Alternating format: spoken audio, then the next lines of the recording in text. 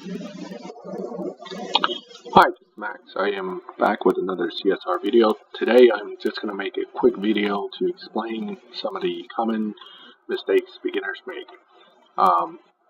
First of all, in CSR, a car is not maxed without max fusions, and one of the common mistakes for beginners is to build a car and say, oh, well, it's maxed, then how come my car doesn't run right? Well, it's maxed, and you didn't put any fusions in it. That's why it's not running right. Fusions give you evo points. Evo points determine the ultimate performance of a car. This is not an apple-to-apple comparison, but this car, 468 T2 PP with 664 Evo, dynos at 10,494 versus a car in a higher tier, which I have, a RS5, okay, with no fusions installed but has more parts, and it's a higher tier. Mind you, it's a higher tier car, so the PP rating doesn't really match, but it has two stage 6s and very few fusions, and it's slower than my T2 BMW. And these two cars do end up in the same live lobby to compete with each other, so you want to fill out fusions. So fusions and capability of the car comes down to the type of car you have and whether it has stars or not. One of my key advices to beginners is, yes, you can buy a no-star car and build it for when you need it just to kind of progress, but you want to think long-term. Don't build T4, T5 no-star cars. It's too costly in the long run. You're always going to be broke.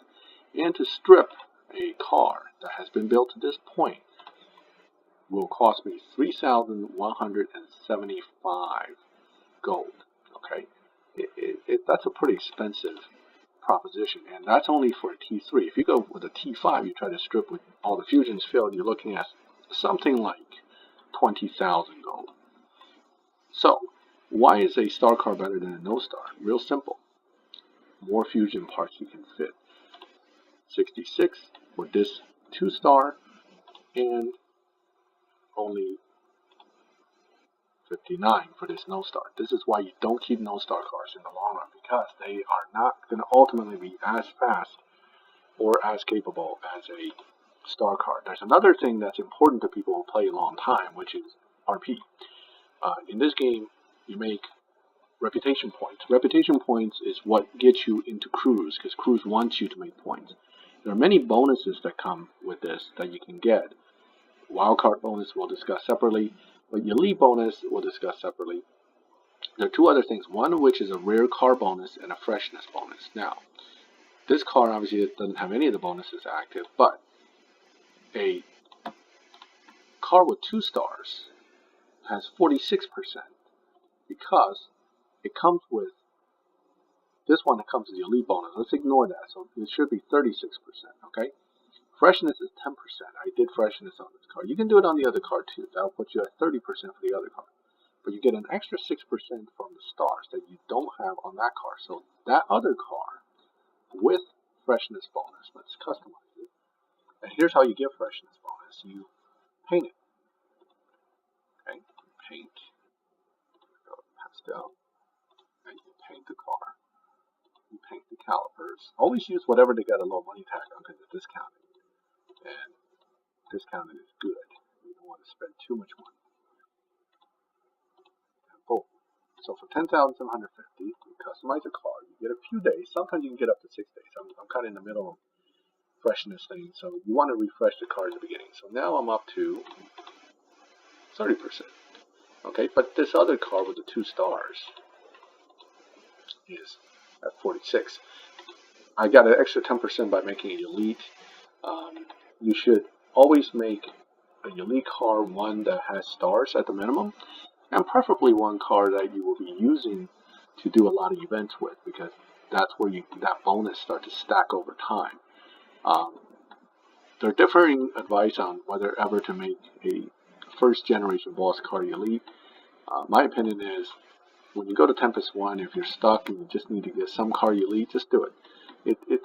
That set of elite cars isn't going to be the ones you're going to be using the most down the line anyway. Now, the extra star cars holds even more fusions and therefore has more potential. It also comes with bigger bonuses. So this car without elite bonus has a much greater rear bonus, right? The other car only has 6%, this is 15%. This is important. Also, look at the total number of fusions. 84 versus what we had on the other one, which is 66, and the car before that, which is only 59. This is why multiple stars. The more stars, the more potentially fast the car is. That being said, what is a max car? A max car is where the upgrades and the fusion parts are all completely filled. I hear all the time people post it and say, oh, I got a fully upgraded car, how come I can't beat this boss? Because if you have all these empty spots for these guys, you don't have a max car, and your car sucks. I hate to tell you, but that's the reality. Your car stinks at performance. A exact identical car, one with full fusion and one without, has a big performance difference. Let me show you something real quick. These two Audis are built up to the same, I put them at the same identical performance points, which means they're running the same stage parts. They have different Evo points because they have different amount of fusions. This No Star has 26 installed, and my 2 Star has 8. And guess who's faster? Even though this is a 2-star car, it is 10.5. And the No Star car with more fusions, and not that much more. I mean, it's not filled up yet. It has a long way to go. It does. Okay, it has only about half of it. And what does it run? 10.1.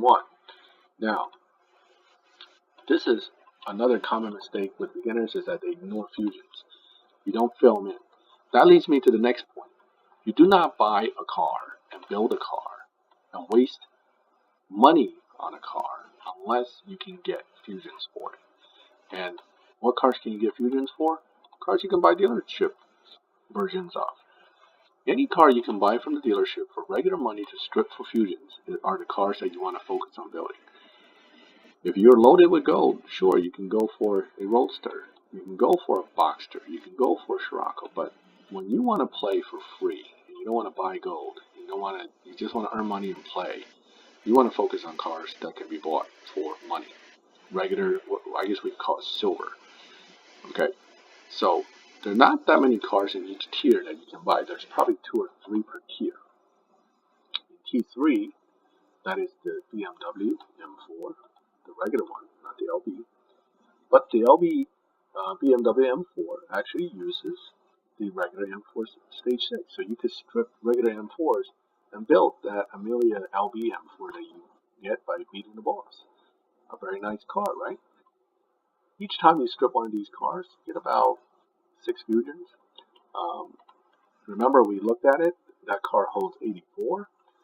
Divide that by 6, and you're looking at, at least, I would say, 20 cars that you're going to want to strip, because you're going to get duplicates.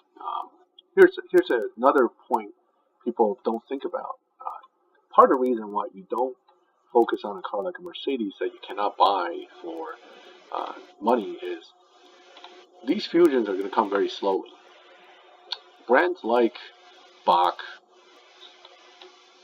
Hennessy, Mercedes, Lycan, Pagani, you'll get parts only from keys. And yes, I have some, but guess what? A T5 Pagani holds 128 fusions, and how many do I have?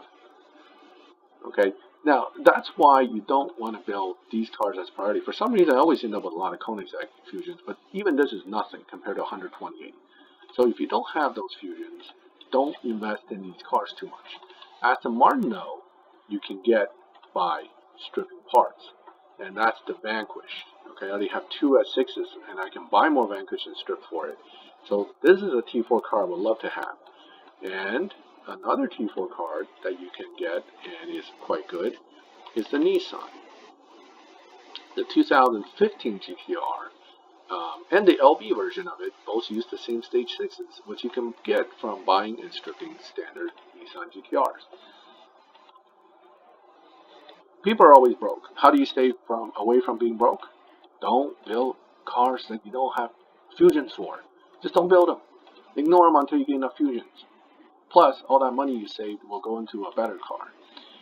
Now, one thing beginners tend to forget is how expensive it gets to build these cars. A typical T1 doesn't cost much. T2 is pretty reasonable. By the time you get to T4 and T5, you're talking about a T5 car like this one costs almost $6 million to build. Okay, and maybe more if you fill out all the fusions. So each fusion installed can cost you quite a bit of money too. So a car like this costs you a lot. But whether it's T1, T2, it doesn't matter. When you get to a certain tier, the cars you care about are the ones you can buy at the dealership, strip for parts. You don't want to keep the no-star cars. You want to keep the cars that you managed to pull from keys that are similar to these cars. How it works is this. You can buy this particular car. Any fusions you get can be used in any of the cars with this brand. So any Ferrari can use the fusions. However, the stage 6s you get from this car can only go on this car. There are some minor exceptions, such as the 570BX, which is a 570S anyway, can use the stage 6 from a regular dealer bought 570S. So you could buy tons of these, strip them, and every part that comes off of this car will go on this extra version of the car. And the same applies for the Hurricane, one of the best T5s period. If you get a star version of the Hurricane, I would highly recommend you to build it. It's once fully built, and you can strip, and you're going to spend a lot of money stripping these cars. You can strip enough of them to fill out the Hurricane and make it a max car. It will go through every T5 event of every type that you can encounter all by itself. One of the best T5 cars, period. I was lucky enough to get one from Silver Keys. I have not built it because this season the VX 570 was a prestige car, and I managed to get more parts for it quickly without spending millions trying to upgrade this thing and stripping it. And as you can see, I don't have $6 million to build this right now because I spent over $6 million on the other car building this car. So T4, I had the Corvette. I got lucky with that the season before.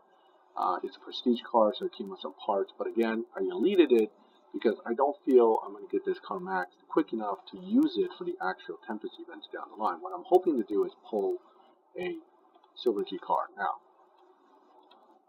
So that comes to the keys. Very important to always earn your keys. Play the game.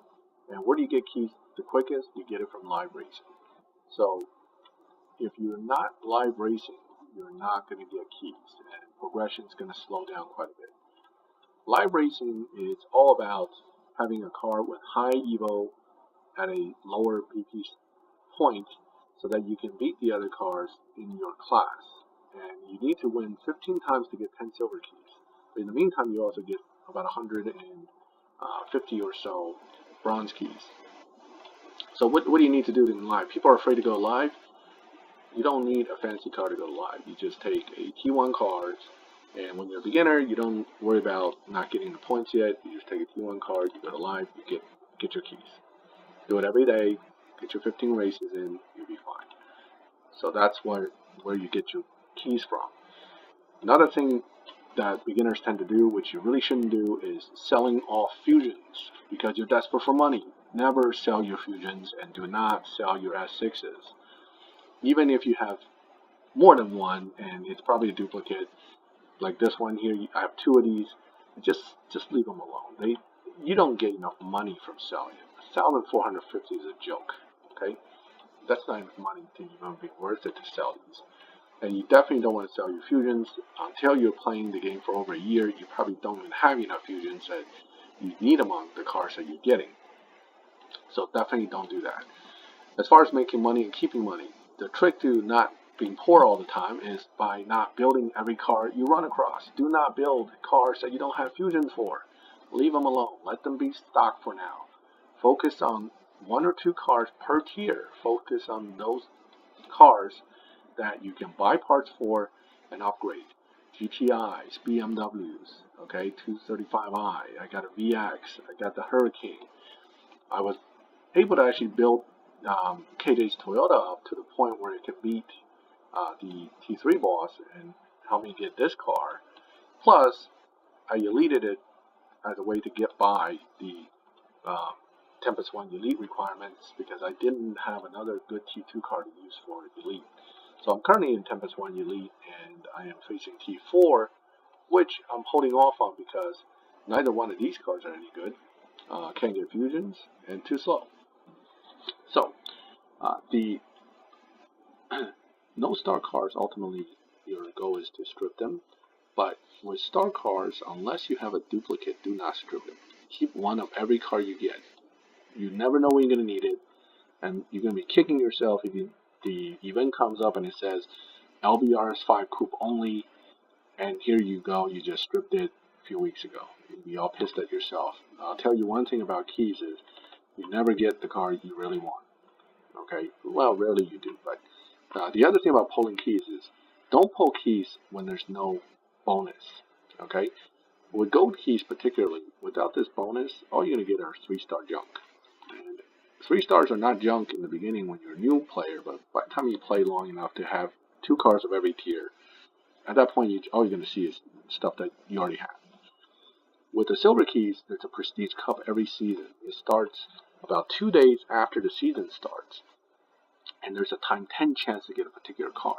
Wait for that chance. Even if it's not necessarily the car you really care about, the time 10 chance could trigger a better chance of getting a better car, rather than just pulling it any old time. The other advice I would give is try to pull it probably when you save a decent 5 pulls at a time. Don't try to pull one every time you get 1 key, because statistically I just haven't seen good pulls doing it that way. I usually pull 5 cars, 3 cars at the minimum. So save your keys, that's the other piece. Buy dealership cars on a steady basis when you have extra money to keep the fusions flowing. The fast track offers are mostly junk, although this one here is tempting. Okay, people will tell you definitely buy this one because it's only $199, dude, $199. Well, you're either a free player or you're not. The $199 has a side benefit that it takes away one of the annoying extra ads that pop up after you finish an event and kind of go back to garage. I will probably end up buying this maybe later. I'm still thinking about it. But people will tell you this is a great overall offer because that 35 gold keys may very well give me that T4 3-star I'm looking for. And that's the rub here. Those gold keys tend to give you 3-star cars, and it could be a 3-star car from T3. Speaking of that, my first 10 gold key pull is a LB RS5. I was not happy to see this thing after spending 10 hard-earned gold keys. Get used to that too. The other thing is you want to collect your calendars. There's a lot of good rewards in this, and there are silver keys, gold keys, and lots of RP. This is important to kind of use, and these tokens are used for your crew. Your crew will only like you and want to keep you if you do 2 things, okay? Actually 3 things, let's just say. One is adding tokens to wildcards, okay? Don't ignore it when they request you to add it. But the big no-no of this game in a crew is do not activate a wildcard for yourself, okay? You are not supposed to do that. The wildcard bonus applies to the entire crew members. So the only time you activate the wildcard is when everybody is around or enough people are around that the administrators or the leaders of the crew says, let's run a wildcard. It's usually scheduled. Everybody gets in their best cars with the most Evo, and they're going to try to get some points.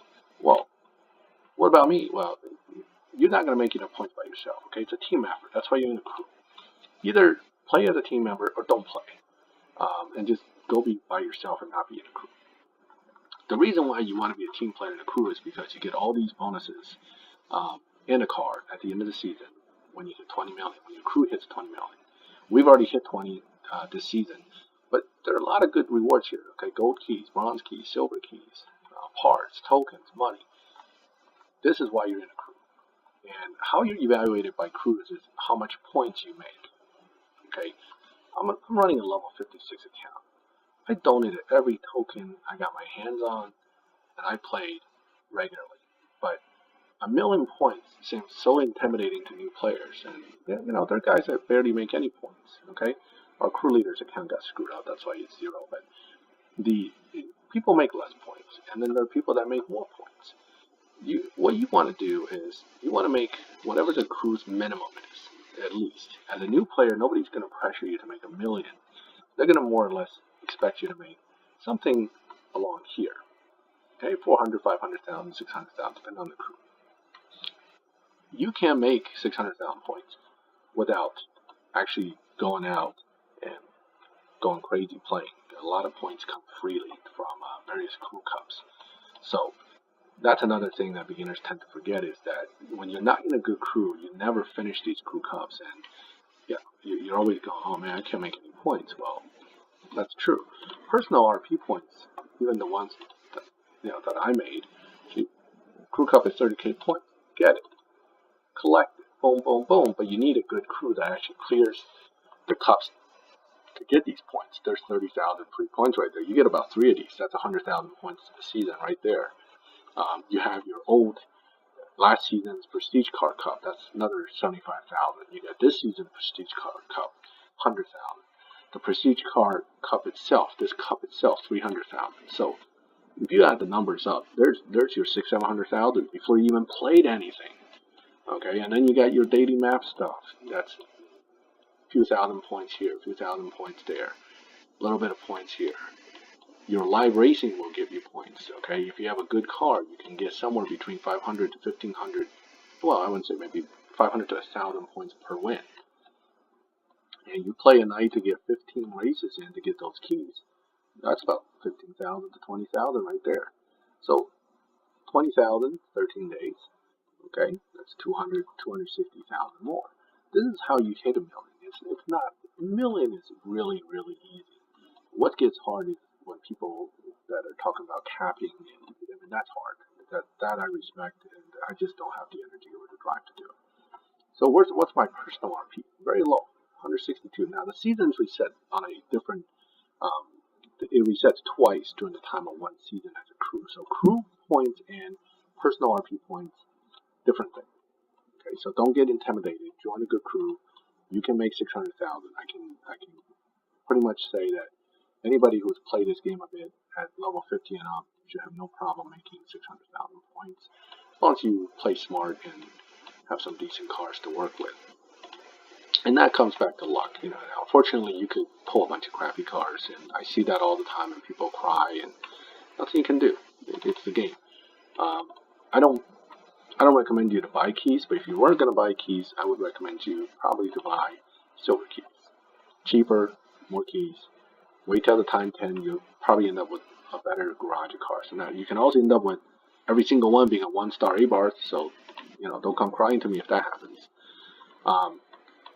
Outside of that, okay, the biggest issue for most beginners is understanding how to set up and tune a car and the functionality of Fusion.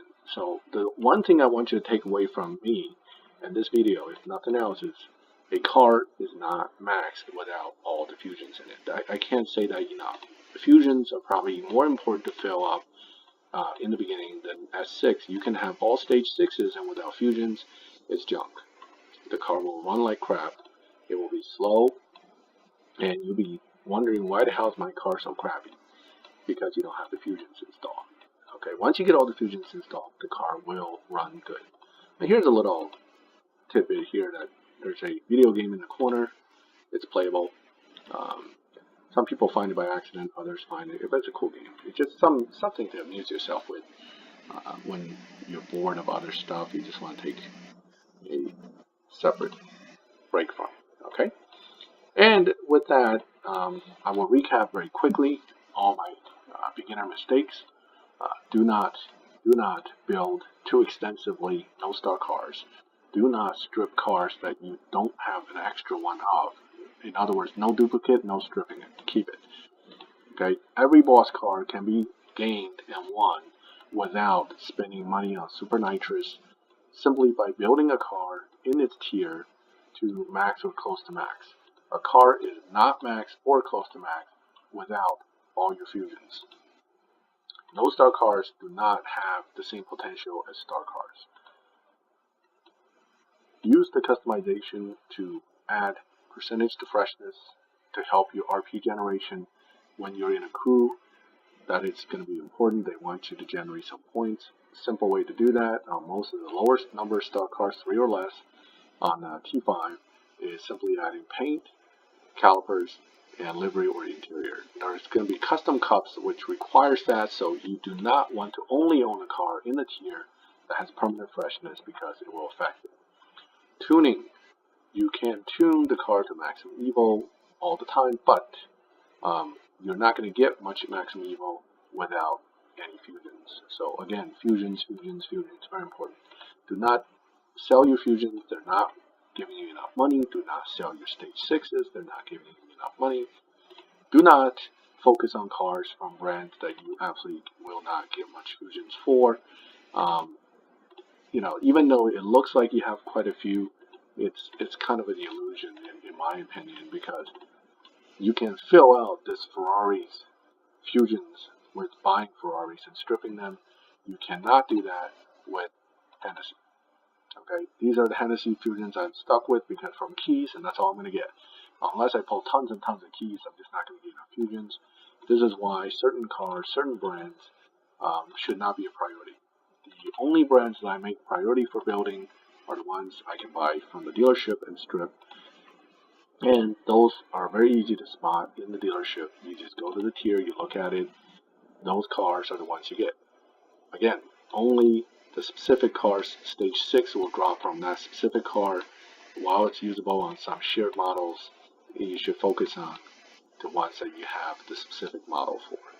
And that would be the GTS, for example, the Vanquish, or the 2015 GTR. If you have questions, post them under my video. The specific newbie questions, anything that you can think of, I'll be happy to answer them.